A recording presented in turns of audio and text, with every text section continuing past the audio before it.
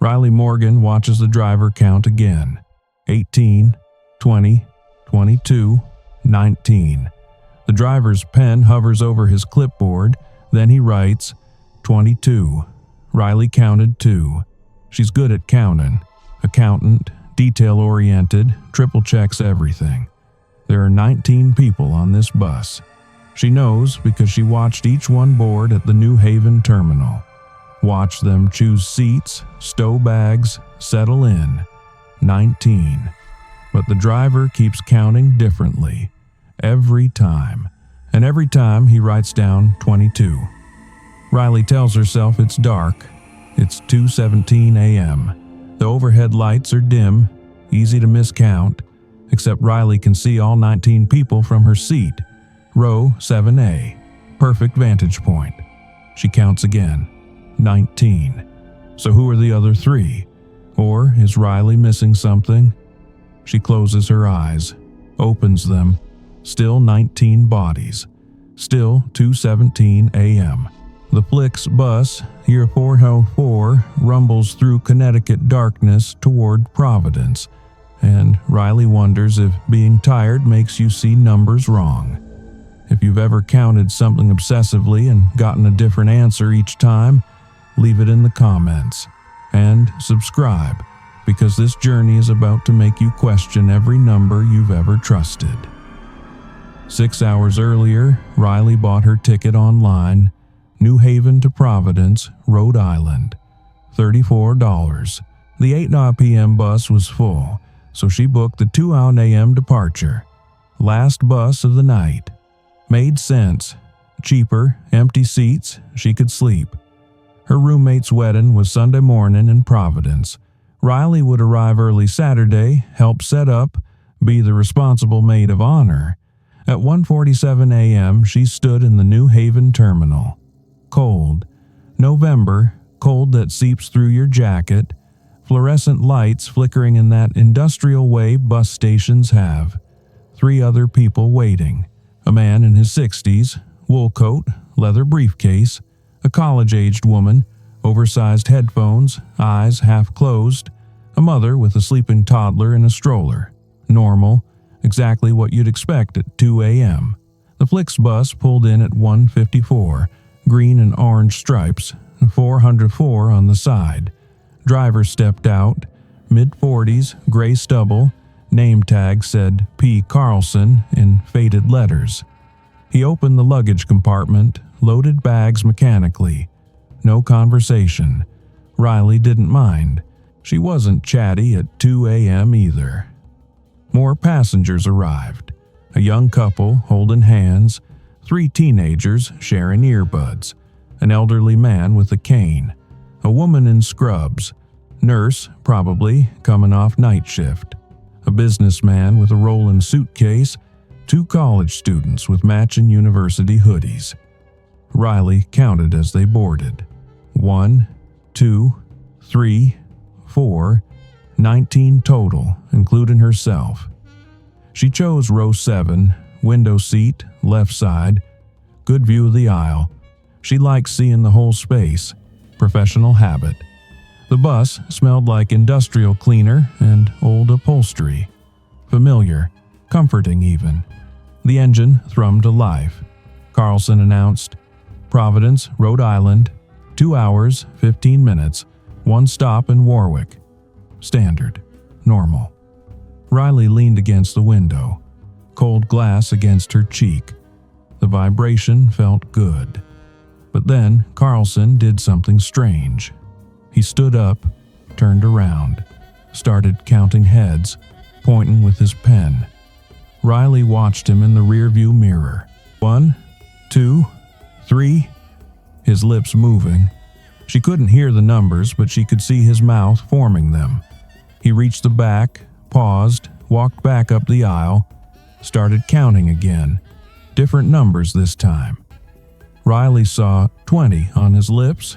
He frowned, walked back down, counted a 3rd time. This time, Riley heard it.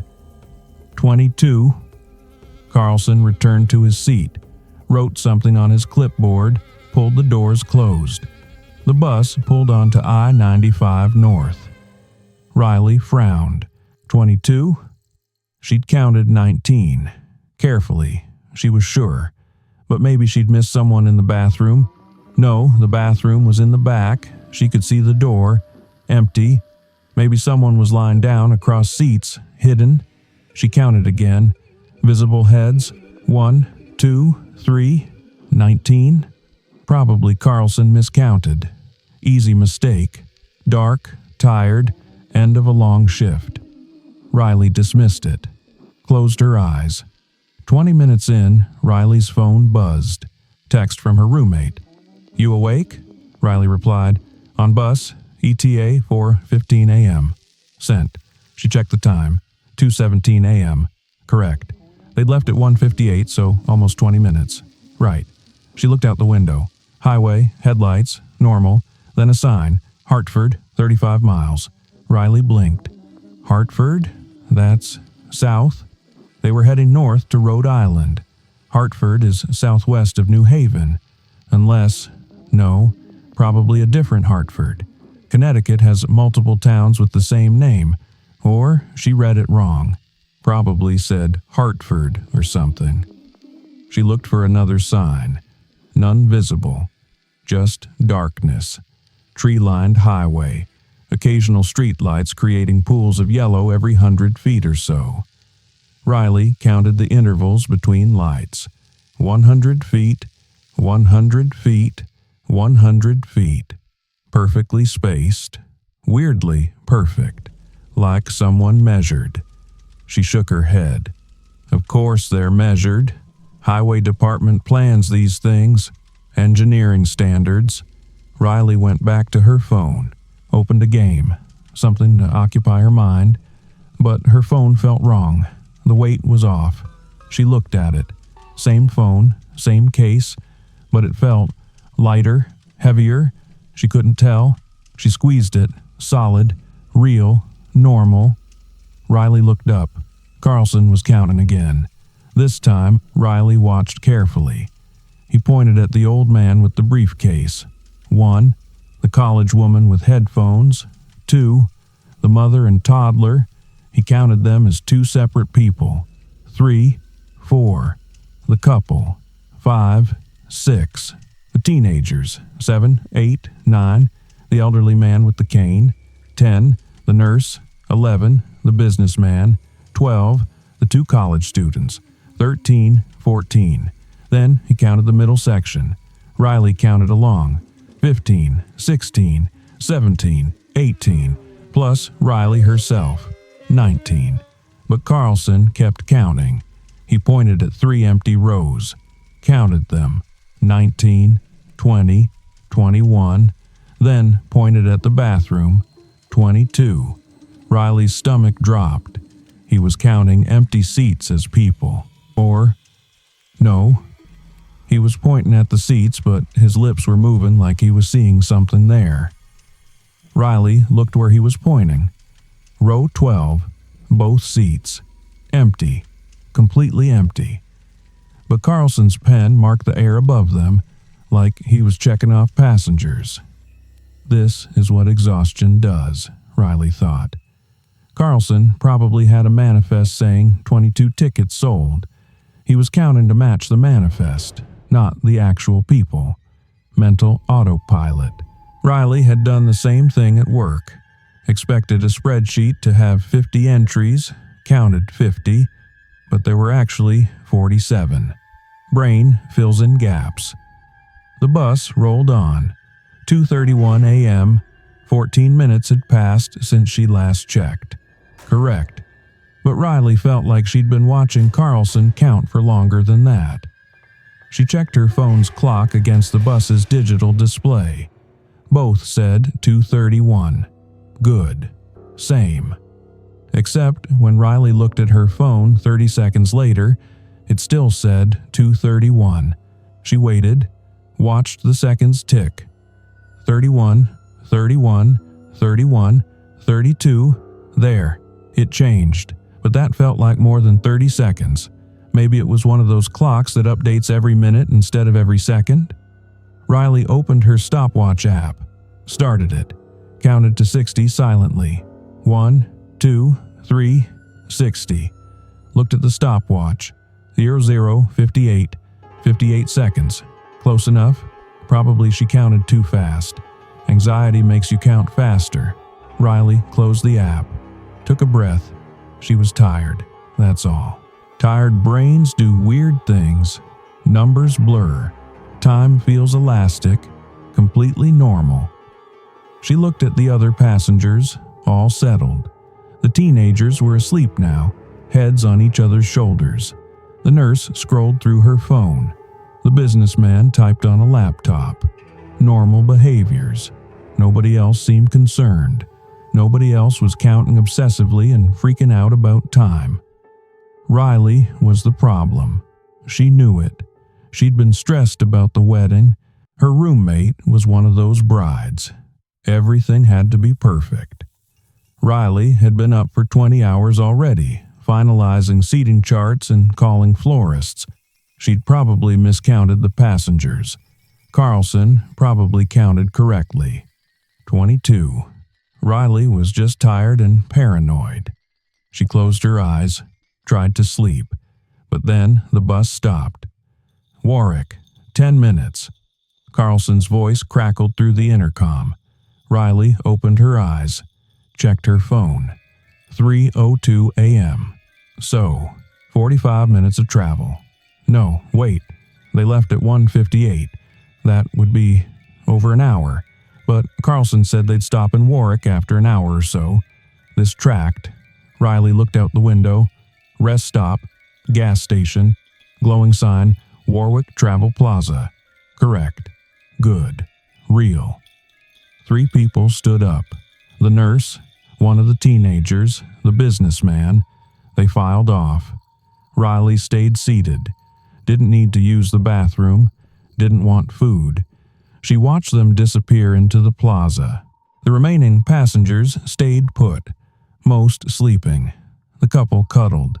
The elderly man with the cane stared out his window. Riley counted again. 16 people left on the bus, including herself. 19 minus 3 equals 16. Correct. Math worked. She felt relieved. See? Numbers made sense. She was just tired earlier. Then Carlson stood up, walked down the aisle, started counting again. Riley watched, counting along silently. Old man with briefcase. 1. College woman with headphones. 2. Mother and toddler. 3, 4. The couple. 5, 6. 2 remaining teenagers. 7, 8. Elderly man with cane. 9. 2 college students. 10, 11. Middle section passengers. 12, 13, 14, 15. Riley, 16. Carlson's lips kept moving. 17, 18, 19. Riley's throat tightened. He was counting empty seats again. But this time, Riley watched exactly where he pointed. Row 12A. Empty. Carlson's eyes focused on it. Definitely focused. Like he was seeing someone there. His pen made a check mark in the air. Riley couldn't stay quiet. She stood up, walked toward him. "Excuse me?" Carlson turned, looked at her, eyes tired but clear. "Yes, miss? How many passengers do you have on your manifest?" He glanced at his clipboard. 22. "But how many are on the bus right now?" 19. 3 got off. Riley felt a wave of relief. "Right. Exactly. 19. "Yes, miss. 19 on the bus. 22 total for the trip. But you were just counting. I saw you count 19 before they got off. There were only 19 at the start." Carlson's expression didn't change. "No, miss. We had 22 board in New Haven. 3 got off here. 19 remain." He said it matter-of-factly, not defensive, just stating facts. "I counted 19 when we left New Haven. I counted everyone boarding. Maybe you miscounted." He smiled, polite, tired. "It's late. I don't think I..." "Miss, if you could return to your seat, we're departing in 5 minutes." Riley stood there, wanting to argue, but what could she say? That he was hallucinating 3 extra passengers? That she was absolutely certain of her count? She sounded crazy. She felt crazy. Carlson was the professional. He had a manifest. He did this every day. Riley was the exhausted passenger second-guessing numbers at 3 a.m. She returned to row 7, sat down. The 3 passengers reboarded. Nurse, teenager, businessman. Riley counted. 19. Still 19. But when Carlson did his head count before departing, his lips formed the number 22, and he seemed satisfied. The bus rolled back onto I-95. Riley couldn't sleep now. She was too wired, too confused. She stared at the back of Carlson's head, tried to figure out what was happening. Possibility 1. Carlson was exhausted and hallucinating 3 passengers. Possible, but unlikely. He seemed coherent otherwise. Possibility 2. Riley was exhausted and miscounting. More likely, except she'd counted multiple times. Carefully. 19. Possibility 3. There were 22 passengers and Riley wasn't seeing 3 of them. That thought made her stomach turn. She looked around the bus. Slowly. Every seat, every person. All visible. All solid. She wasn't missing anyone. Unless 3 people were somehow invisible to her. Carbon monoxide poisoning causes hallucinations. Or lack of hallucinations. Negative hallucinations. Not seeing things that are there. But everyone else would be affected too, right?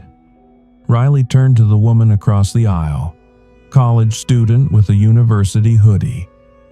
"Excuse me," Riley whispered. The woman pulled out an earbud. "Yeah? Sorry, weird question. How many people do you think are on this bus?" The woman looked around, counted silently, lips moving. Like 20? Maybe?" Riley's heart raced. 20? "Yeah, around that. Why?" "I counted 19. The woman shrugged. "Probably 19 then. I wasn't paying attention." She put her earbud back in. Riley wanted to scream. Probably 19.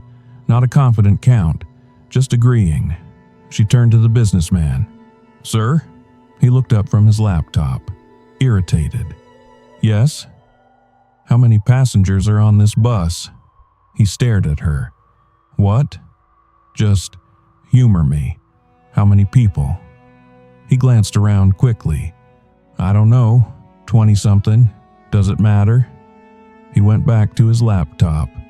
20-something. Vague. Riley wasn't getting concrete numbers from anyone. She needed certainty. She stood up, walked to the front. "Mr. Carlson?" He met her eyes in the rearview mirror. "Yes, miss? Can I see your manifest? The passenger list?" "That's company property, miss. I can't show passengers. I just want to verify the count." "Miss, is there a problem?" I need to know how many people are supposed to be on this bus." 22 sold tickets. 19 are on board after the Warwick stop. 3 got off. The math is simple." His voice stayed calm, patient, like he was explaining to a child. "Can you count again, out loud, so I can hear?" Carlson sighed, but he stood, turned around, started pointing. 1, 2, 3. Riley counted with him. He pointed at the old man with the briefcase, the college woman, the mother and toddler, counting them as 2, the couple, the teenagers, the elderly man with the cane, the nurse, the businessman, the college students, each person Riley could see. Then he pointed at row 12A, 17, row 12B, 18, row 14A, 19. Riley stared. He was pointing at empty seats and counting them as people. She could see his finger, See where he was pointing? Nothing there. Air. Mr. Carlson, Riley's voice shook. Those seats are empty. He looked at her, genuinely confused. No, miss. Passengers are sitting there. I'm looking right at them. They're empty. Carlson walked down the aisle, stopped at row 12, looked at the seats, looked back at Riley. Miss, I can see them right here. Maybe you need glasses? Riley felt tears forming. I have perfect vision. Those seats are empty. The college woman pulled out her earbuds. What's going on? Are there people sitting in row 12? Riley asked her desperately. The college woman looked. No. Relief flooded Riley. See? She agrees. They're empty. But the college woman continued. Wait, actually? She squinted. Is that? Yeah, there's someone there. Hard to see in the dark. Sorry, thought it was empty. Riley's blood went cold. What? Yeah, there's like a couple or something, sitting together. No, there isn't. Look again. The woman looked. Yeah, they're there. Why are you freaking out? The businessman looked up. Can you keep it down? Some of us are trying to work. Are there people in row 12? Riley asked him. He glanced over. Yeah, so what? Riley felt the bus tilt, or she was tilting. She couldn't tell. This isn't... You're all... Carlson put a hand on her shoulder, gentle. Miss, I think you should sit down. You might be having a panic attack. Lack of sleep can... I'm not having a panic attack. Riley pulled away. I'm telling you, those seats are empty. The mother with the toddler spoke up. Could you please be quiet? My son is sleeping. I'm sorry, there are people in those seats, the mother said firmly. Now please sit down. Riley looked at each face. College woman, businessman, mother, all looking at her, all agreeing. Row 12 was occupied, but Riley saw nothing there. She walked to row 12, stood right next to it, put her hand out, touched the seat. Fabric. Empty. She moved her hand through the space where a person's torso would be. Nothing. Air. Miss! Carlson grabbed her arm. You can't touch other passengers. There's no one here. You're putting your hands on them. That's assault.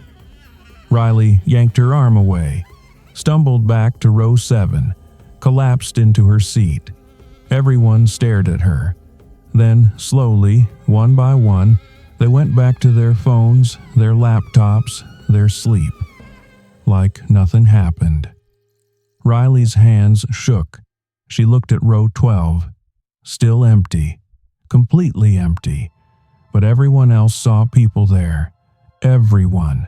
Either Riley was having a psychotic break, or everyone on this bus was in on something. A conspiracy. But why? Why would 19 strangers coordinate to gaslight one woman about 3 invisible passengers? Unless there was a reason. Unless Riley wasn't supposed to know there were only 19. Unless the number mattered somehow. Riley opened her phone. Googled Flixbus 404 accidents. Nothing recent. Flixbus disappearances.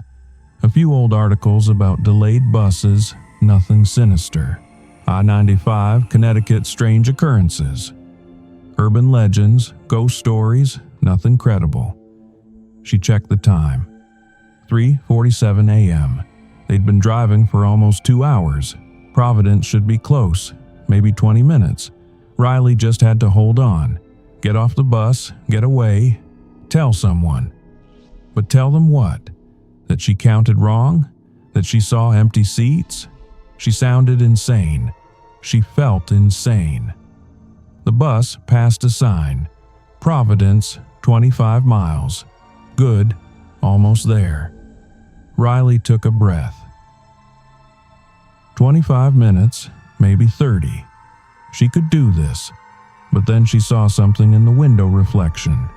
Row 12.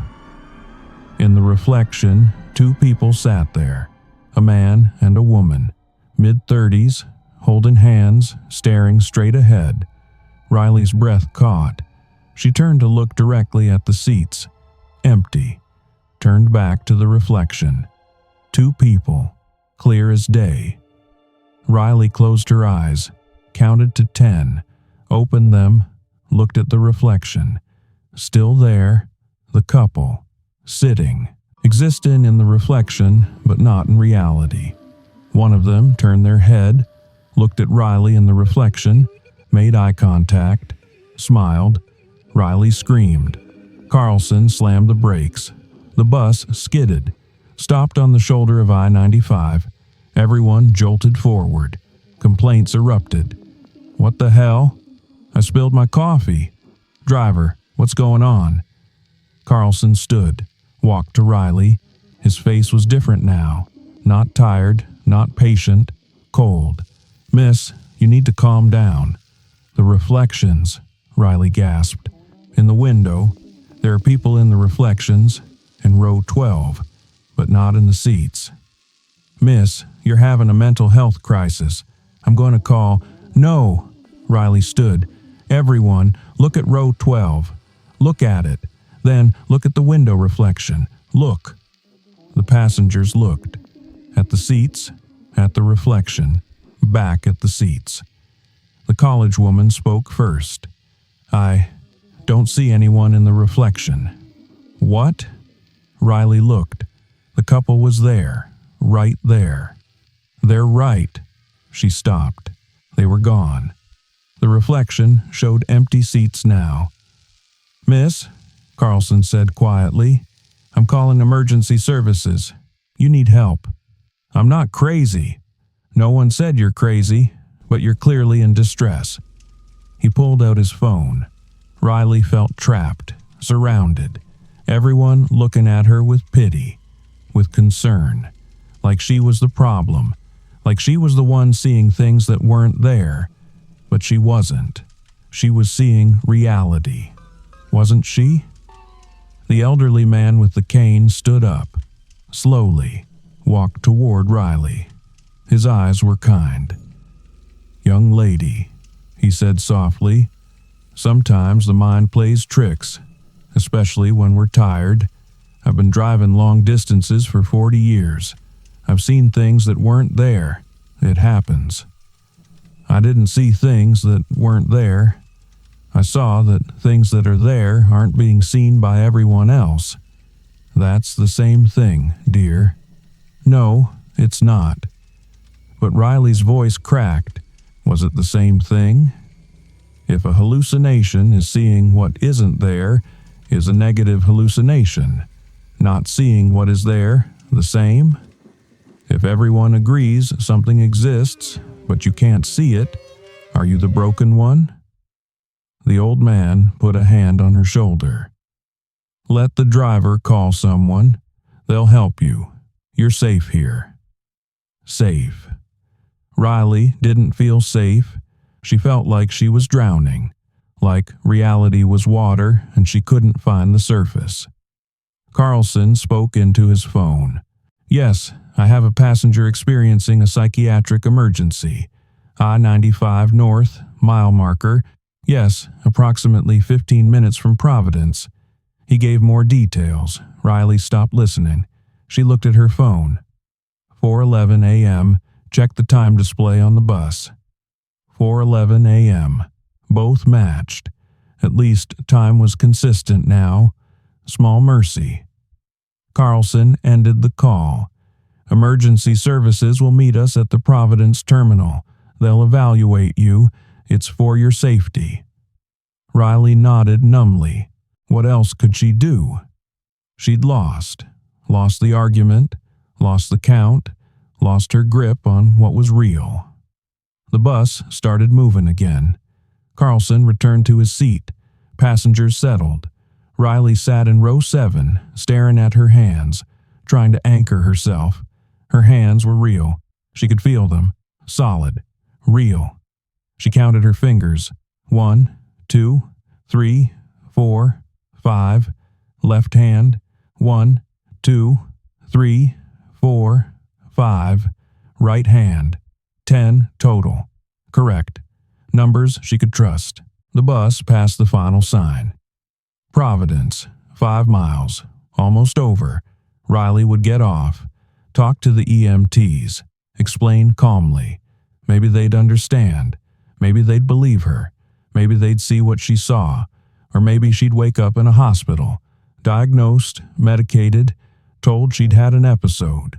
Told it was stress, exhaustion, sleep deprivation. Told the 3 passengers in row 12 and row 14 were real, and she simply couldn't see them due to a perceptual disorder. The bus pulled into Providence Terminal. 4:23 a.m. Bright lights, empty parking lot. An ambulance waited near the entrance. 2 EMTs stood beside it. Carlson opened the doors. Everyone can exit except the passenger in row 7. Riley watched the others file off. One by one, the old man with the briefcase, the college woman, the mother and toddler, the couple, the teenagers, the elderly man with the cane, the nurse, the businessman, the college students, everyone. Riley counted. 16 people exited, but the manifest said 22 sold tickets. 3 got off in Warwick. That left 19. 16 just exited. Where were the other 3? Riley stood up, walked to the front. The EMTs boarded. "Hi there," one said gently. "We heard you've had a difficult night. Want to talk about it?" "How many passengers were on this bus?" Riley asked Carlson. He checked his clipboard. 19 after Warwick. "How many just got off?" 19. "I counted 16. Carlson looked at his clipboard again, counted the check marks. His face went pale. He counted again. Wait. He walked to the back of the bus, looked at every seat, walked back. "They all got off. I saw them." "Who got off from row 12? Riley asked. Carlson stared at the empty seats. The couple. I saw them. They walked past me." "What did they look like?" He opened his mouth, closed it. You don't remember?" "No, they were just normal. Row 14? Carlson looked sick. "There was someone. I'm sure there was. But you don't remember them either. I've been driving for 12 hours. I'm tired. You saw them, clear as day. Minutes ago. Counted them. Defended their existence to me. Now you can't remember what they looked like." One EMT stepped forward. "Ma'am, let's focus on you right now. Can you tell us—" "Check his manifest," Riley interrupted. "Count the names." Carlson handed over the clipboard. The EMT scanned it. 22 names listed. "Read the last 3. The EMT read, "Passenger 20, wait." He squinted. The ink is smudged. I can't read them." "Let me see." The second EMT looked. "Yeah, these last 3 are completely illegible. Looks like water damage." Riley felt vindicated and terrified simultaneously. Because they were never there. 22 tickets were sold, but only 19 people existed. "That doesn't make sense," Carlson whispered. "No, it doesn't, but it's true." The first EMT looked at Riley. "Ma'am, do you feel safe right now? Are you experiencing any visual or auditory hallucinations?" "I'm the only one who wasn't hallucinating." I counted correctly. 19 people. Everyone else saw 22. Why? Why would you see 3 extra passengers who don't exist?" Nobody answered. Riley grabbed her bag, pushed past the EMTs, stepped off the bus. The terminal was empty. Cold November air bit at her face. She walked toward the exit. Behind her, she heard Carlson talking to the EMTs, explaining, justifying, confused. Riley pulled out her phone, opened the Flixbus app, checked her ticket. Route 404, New Haven to Providence. Passengers 122, 1 of 22, but there were only 19. She closed the app, looked back at the bus. 404, green and orange stripes. Carlson stood in the doorway, talking to the EMTs, all three of them looking at the clipboard, trying to make sense of the illegible names. Riley walked away, got a rideshare to her hotel, arrived at 4:51 a.m., checked in, went to her room, locked the door, sat on the bed. She couldn't stop thinking about it. The count, the manifest, the reflections, the conspiracy of certainty. Everyone so sure there were 22 passengers, including Carlson, including his official count, but only 19 physical bodies. Riley opened her laptop, searched Flixbus 404 history, found an article from 3 years ago buried on page 6 of search results. Flixbus Route 404 temporarily suspended after driver reports persistent discrepancy in passenger counts. The article was vague, mentioned driver complaints, unexplained numbers, passengers that appeared on manifests but never physically rode. Investigation inconclusive. Route reopened after equipment calibration. Equipment calibration. What equipment? Clipboards? Eyes? Riley kept searching. Found a forum post from 5 years ago. A passenger describing almost the exact same experience. Bus from New Haven to Providence. Late night. Driver kept counting incorrectly. Other passengers confirmed seeing people in seats that the original poster saw as empty. The poster asked, "Am I crazy, or is everyone else?" The responses were split. Half said the poster was clearly having a breakdown. Half said they'd experienced something similar on overnight routes. One response stuck out. The bus counts what's supposed to be there, not what is. Some routes have quotas. Don't ask why. Quotas. For what? Ghosts? Accounting errors? Riley didn't understand. She closed the laptop, lay down, tried to sleep, but every time she closed her eyes she saw row 12, empty in reality, occupied in reflection, the couple holding hands, smiling at her. At 7:30 a.m., her phone rang. The bride. "Riley, you made it. How was the trip?" "It was fine. Great. Can you come by at 9? We need to do the final dress fitting." "Yeah, of course."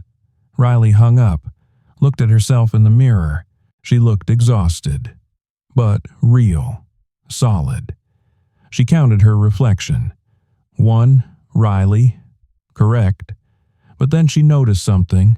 Behind her reflection, in the mirror, the hotel room looked slightly different. The lamp was on a different nightstand. The curtains were a different color. Riley turned around, looked at the actual room. Lamp on the right, blue curtains, turned back to the mirror, lamp on the left, green curtains. She closed her eyes, counted to 10, opened them. The reflection matched reality now. Same lamp position, same curtain color. Riley took a shaky breath. Lack of sleep. That's all. Exhaustion playing tricks. She needed rest. Everything would make sense after sleep, but she couldn't shake the feeling that she was still on the bus. Still in row 7. Still counting.